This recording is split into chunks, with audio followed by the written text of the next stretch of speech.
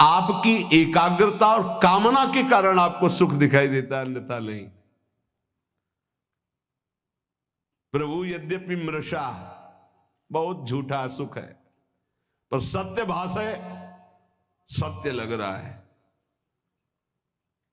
नाथ कृपा कर दो, इस भ्रम को हटा दो, आपकी कृपा से ही हटेगा। अर्थ अविद्यमान जानियो, लाल की से किया आरती कीजे, नंद यशोदा लाल की से किया आरती कीजे, मोहन मदन गोपाल की से किया आरती कीजे, नंद यशोदा लाल की सखिया आरती कीजे। वो शरीर गए जिनको माँ पिता कहते थे, गए वो, उनके माँ पिता गए, ये जाने को तैयार हैं, जो जन्मे हैं वो बढ़ के जाने को तैयार है। होश में यहां कोई टिक नहीं रहा है, सब जा रहे हैं, क्रम से जा रहे हैं, समय से जा रहे हैं अपने अपने। लेकिन यहां जो लेने आए हो, कमाने आए हो, जिसे देव दुर्लभ कहा गया है, उससे क्यों उदासीन हो, उसको क्यों नहीं पकड़ रहे? पर हरि, यद्यपि यह सब झूठा है, पर आपकी माया का इतना आकर्षण है कि सत्य भास रहा है। देखो, बैंक में 1 लाख रुपया जमा है, उसका 5 रुपया भी खर्चा नहीं करना है। अगर 5 रुपया मिल जाते तो 1,05,000 रुपया हो गए, 10 और हो गए 1,15,000, वो जोड़ते अब 2 लाख हो गए, अब 3 लाख हो गए। मरते समय उन्हें 3 लाख का चिंतन हुआ, सांप बन करके उसी घर में बैठे। कितना नाम जप किया, ये खास बात है। पर प्रभु, ये बड़ा भ्रम है, बड़ा भ्रम। छोटे मोटे की बात नहीं करते, जिनको ज्ञान है उनकी बात कर रहे हैं, और तो सब उसी में फंसे। अर्थ कौन सा सुख देता है? संख्या का। ये पकड़ी गई है बात। गिनने का बड़ा सुख होता है, एक बार गिन के फिर दोबारा गिनो तो बड़ा मीठा लगेगा। उनको संख्या का बड़ा आकर्षण है, हर विषय का आकर्षण है। चिंतन, भैया खास बात हमारी पकड़ लो। जगत में जो कुछ तुम्हें सत्य भास रहा है, सुख दे रहा है, उसका कारण तुम्हारा चिंतन है। भगवान ने स्पष्ट कहा, ध्यायतो विषयान पुंसान संगास्ते सुपजायते संगात संजायते कामा। खास बात, अगर विषय चिंतन ना हो, धन चिंतन ना हो, भोग चिंतन ना हो, और फिर आपको तो कोई उसका महत्व नहीं। समलोष्टास्म कांचना, जिनका चिंतन भगवान में रहता है तो माटी का ढेला, सोने का और रुपया सब उनके लिए एक समान रहता है, कोई उसका महत्व नहीं रहता। महत्व न रहते हुए केवल व्यवहार दिखाई देता है, आंतरिक महत्व नहीं होता। प्रभु, मैं ये जानता हूं, अर्थ अविद्यमान जानी, संस्कृति नहीं जाए गोसाई, बिनु बांधे निज हट सठ परवश पर्यो कीर की नाई। मैं जानता हूं कि मेरा शरीर भी छूटेगा, धन भी छूट जाएगा। मैं जानता हूं कि पुत्र आदि परिवार के मेरे नहीं है। नहीं, परिचय बताओ, ये 20 साल पहले कहां थे? अगर आपका बहुत घनिष्ठ प्रेम है कि मेरा इकलौता लाडला पुत्र है, तो ये 20 साल पहले कहां था, आप बताओ। इसके बाद ये जो कहां जाएगा, आप बताओ। कितने दिन रुकेगा, आप बताओ। कुछ नहीं, बेमतलब। जैसे स्टेशन में कोई आके मिल जाए और बैठ जाए, हाथ मिलाए, चाय पिए, तो मुझसे अपनापन कर ले। उसकी गाड़ी आई, चले गए, रोना शुरू कर दे। बोले क्यों? बोले वो हमारा दोस्त था, चला गया। ऐसे जानबूझ के हम फंस रहे हैं। प्रभु, जैसे जो तोता है वो जानबूझ करके बंद जाता है, कई बार होता है। प्रभु, ऐसे जानबूझ करके हम फंस गए। अब ऐसी और भगवान बीच बीच में सब आसक्तियों को हटाने के लिए विरोध करवाते रहते हैं। कटु वचन, प्रतिकूल व्यवहार, पुत्र से, पत्नी से, पति से, सबसे समझ कोई तेरा नहीं। वो चाहे जितना पिटे, वो चाहेगा उन्हीं को। तब लगता है ऐसी। ये अब भी नहीं समझ पा रहा कि कोई हमको इससे हटाना चाहता है, जिस राग को नहीं छोड़ सकते थे हटाना चाहता है। अब बोल राधा राधा निकल पड़, भगवान की खोज में तेरा मंगल हो जाएगा। नहीं नहीं, बंदे कीर मरकट की लाई, सपने व्याधि विविध बाधा, जन्म मृत्यु उपस्थित आई, वैद्य अनेक उपाय करे, जागे बिनु पीर न जाई। भाई ऐसा है जैसे कोई स्वप्न में देखा कि मेरे पेट में बहुत दर्द हो रहा है, और इतना भयानक दर्द कि बस मरने जा रहे हैं। अब वो चिल्ला रहा है स्वप्न में, पेट दर्द कर रहा है, दवाई दो, और आवाज बाहर निकल रही है।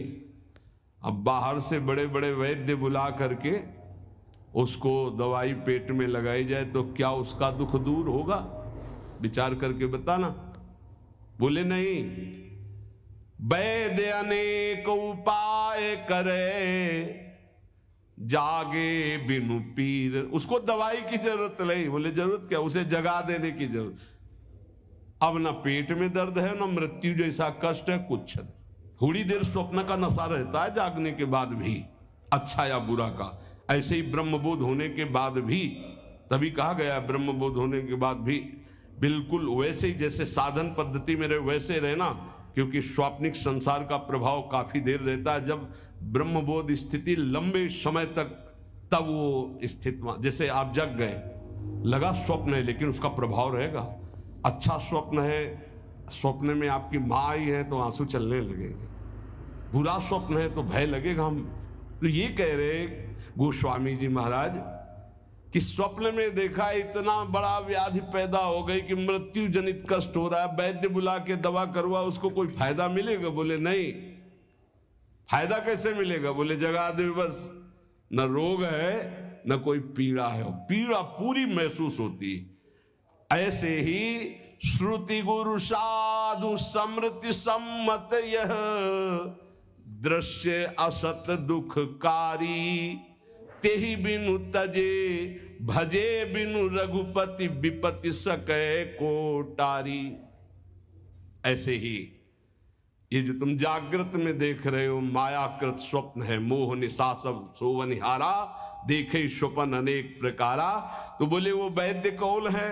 बोले वेद है, शास्त्र है, पुराण है और प्रवचन है। ये सब उस दुख मिटाने की औषधि है, पर सबसे पहले उसे जगाओ, उसको जगाओ। तो जगने का मतलब क्या होगा? बोले दृश्य असत दुखकारी, तेहि बिनु तजे वैराग्य, भजे बिनु रघुपति अनुराग, विपति सके कोटारी।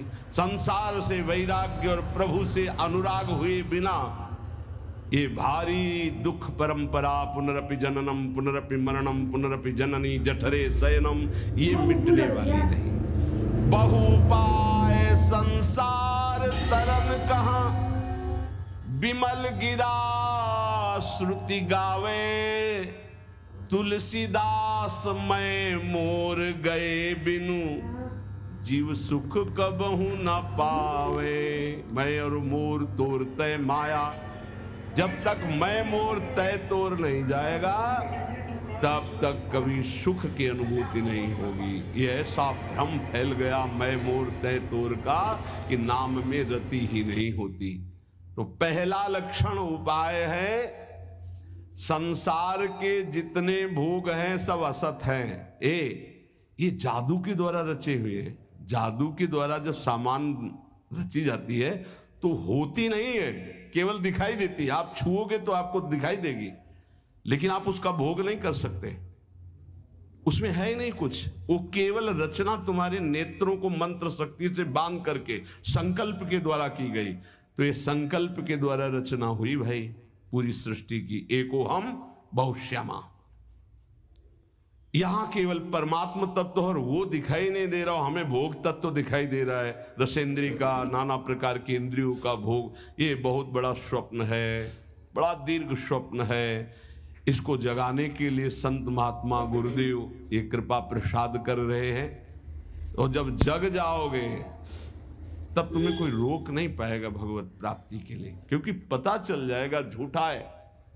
कौन सा भोग सत्य है? आप देखो ना कैसी आसक्ति है, 100 बार 1000 बार उसी भोग को भोग लो, फिर भी मन कहता नहीं सुख तो वही है, राधा राधा राधा।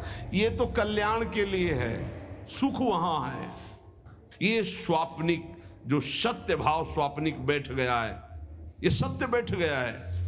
ये पाठ कर लो, नाम जप कर लो, इससे तो कल्याण होगा, लेकिन आनंद जो आएगा वो टीवी में आएगा, गेम खेलने में आएगा, वो इंद्रियों के भोगों में आएगा। ये तो कल्याण के लिए है।